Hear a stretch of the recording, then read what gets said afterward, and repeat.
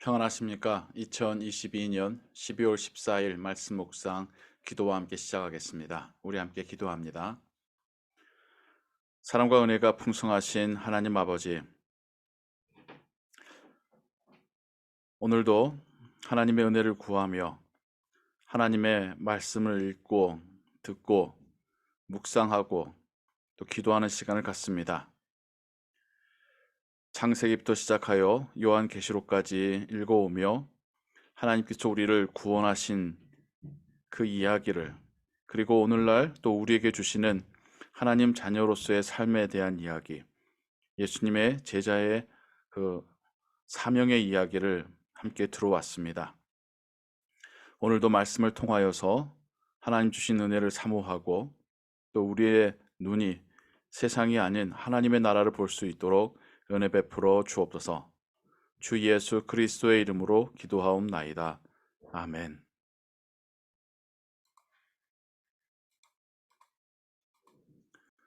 오늘 읽으실 성경은 요한계시록 20장에서 22장까지입니다. 오늘까지로 해서 창세기부터 시작된 아침 말씀 묵상이 이제 요한계시록까지 마쳐지게 됩니다.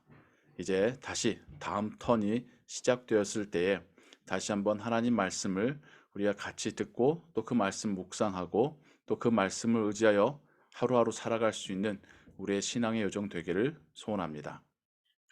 오늘 우리가 함께 읽고 또 함께 묵상할 하나님 말씀은 요한계시록 21장 1절에서 8절의 말씀입니다.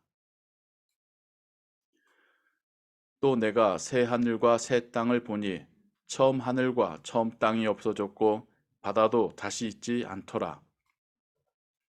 또 내가 보매 거룩한 성 새 예루살렘이 하나님께로부터 하늘에서 내려오니 그 준비한 것이 신부가 남편을 위하여 단장한 것 같더라. 내가 들으니 보좌에서 큰 음성이 나서 이르되 보라, 하나님의 장막이 사람들과 함께 있음에 하나님이 그들과 함께 계시리니 그들은 하나님의 백성이 되고 하나님은 친히 그들과 함께 계셔서 모든 눈물을 그 눈에서 닦아주시니 다시는 사망이 없고 애통하는 것이나 곡하는 것이나 아픈 것이 다시 있지 아니하리니 처음 것들이 다 지나갔음이러라.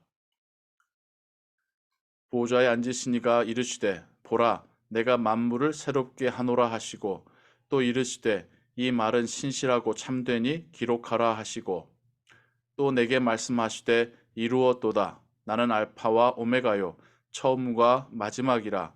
내가 생명수 샘물을 목마른 자에게 값없이 주리니 이긴 자는 그것들을 상속으로 받으리라. 나는 그의 하나님이 되고 그는 내 아들이 되리라.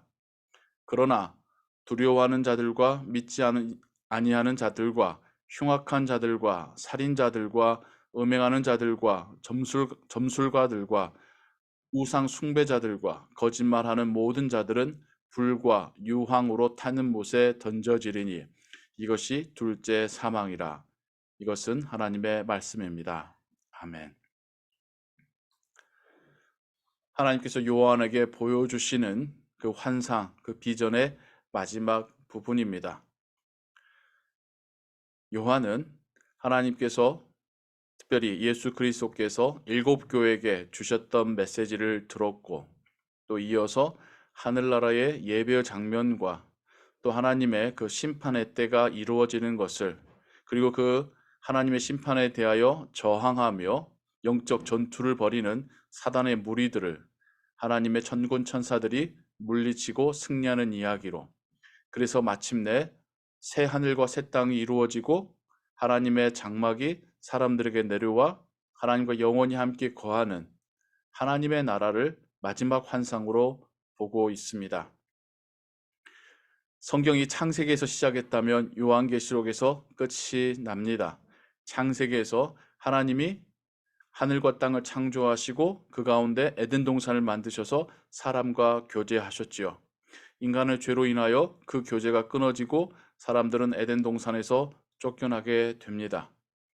그리고 예수 그리스도께서 화목 제물이 되셔서 이제 성경의 마지막 이야기인 요한계시록 마지막 부분에서는 하나님이 다시 한번 새 하늘과 새 땅으로 지금의 이 세상을 재창조하시고 하나님이 거룩한 성 예루살렘에 그 장막이 임하여서 하나님의 자녀들과 백성들과 함께 다시 영원한 교제를 살아가시게 되는 이야기로 성경이 끝이 납니다. 참으로 창세기에서 있었던 이야기가 다시 한번 요한계시록에서 회복이 되어지고 온전해지는 그러한 구조라는 것을 보게 됩니다. 여기 보면 새 하늘과 새 땅을 보는데 바다도 다시 있지 않더라라고 말합니다. 예수님 당시에 사람들에게 바다는 미지의 세계였습니다. 바다에 들어간다는 것은 죽게 된다는 의미였고 바다 안에 어떠한 것들이 있는지 도무지 알 수 없어서 두려운 대상이었습니다. 그래서 성경 가운데 바다는 죽음 혹은 두려움의 상징 혹은 사단의 세력 그런 의미를 가지고 있었습니다. 예수님께서 갈릴리 바다를 건너가실 때에 바다가 거센 파도로 그 길을 막았을 때에도 예수님께서는 사단을 야단치셨습니다. 새 하늘과 새 땅에는 바다가 없다는 이야기는 큰 물이 없다는 뜻이 아니라 더 이상 사단의 무리가 없다라고 하는 의미입니다. 그리고 보면 또 거룩한 성 새 예루살렘이 하늘에서 내려와 마치 신부가 남편을 위하여 단장한 것 같더라. 그렇다고 한다면 어린 양의 신부는 누굽니까? 하나님의 자녀들, 예수님을 인하여 구원받은 자들이지요. 그래서 거룩한 성 새 예루살렘은 믿는 자들의, 구원받은 자들의 공동체라고 우리가 해석할 수 있겠습니다. 그 공동체가 하늘에서 새 땅으로 내려와서 하나님과 함께 영원한 교제를 내리는 것입니다. 이것이 우리 개혁교단에서는 휴거나 휴거 이후에 아주 먼 곳에 있는 또 다른 하나님의 천상세계로 가는 것이 아니라 하나님의 나라가 이곳에 이 땅에 임할 것, 또 이 땅에서 온전해질 것을 또 믿고 또 그렇게 이해하는 이유이기도 합니다.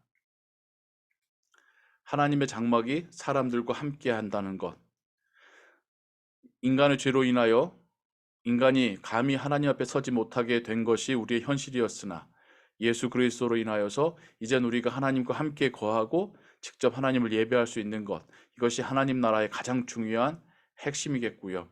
또 그 나라에서는 더 이상 슬픔과 애통하는 것과 사망이 아픈 것이 없게 될 거라고 말씀하십니다. 모든 것이 온전해지고 완전한 하나님의 통치가 이루어지기 때문입니다. 그리고 요한계시록 처음에도 말씀하셨듯이 하나님께서는 다시 한번 나는 알파와 오메가요 처음과 마지막이라.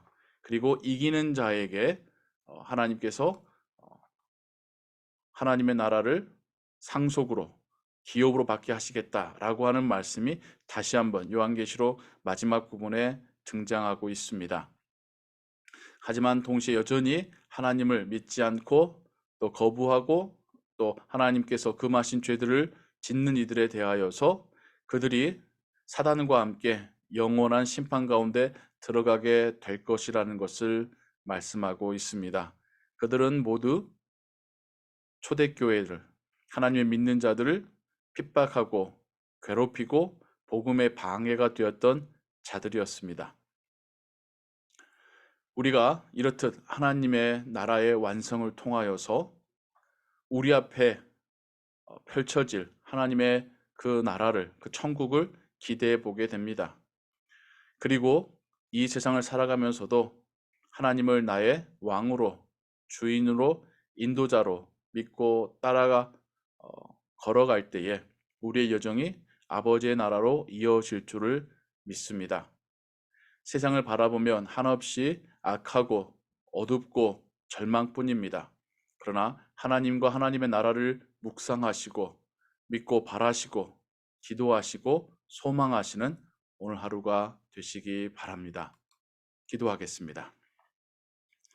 하나님 아버지, 하나님의 나라가 새 땅과 새 하늘로 이곳에 임하고 하나님의 장막이 우리 가운데 내려와 우리와 영원한 교제를 누리시고 더 이상 사단이, 더 이상 사망이, 더 이상 죄가 우리를 다스리지 못하게 될 거라고 하시는 하나님의 말씀을 기쁨으로 듣습니다. 이 믿음 가지고 살아갈 때에 더욱더 성령께서 우리의 신앙 여정을 굳건히 하여 주시고 우리가 세상 일로 인하여 낙심치 않게 하시고 하나님의 나라를 더욱 소망하며 또 그 믿음이 오늘 하루를 살아가게 하는 힘이 되게 하여 주옵소서. 하나님의 나라의 그 기쁨이 우리의 가정과 우리의 일터와 우리의 교회에 임하게 하여 주옵소서. 주 예수 그리스도의 이름으로 기도하옵나이다. 아멘. 주기도 한번 합니다. 하늘에 계신 우리 아버지여, 이름이 거룩히 여김을 받으시오며 나라의 임하옵시며 뜻이 하늘에서 이룬 것 같이 땅에서도 이루어지이다. 오늘날 우리에게 일용할 양식을 주옵시고 우리가 우리에게 죄진 자를 사하여 준 것 같이 우리 죄를 사하여 주옵시고 우리를 시험에 들게 하지 마옵시고 다만 악에서 구하옵소서. 대개의 나라와 권세와 영광이 아버지께 영원히 있사옵나이다. 아멘. 계속해서 기도 찬양과 함께 기도하시고 오늘 하루의 삶도 주의 은혜 가운데 승리하시기 바랍니다.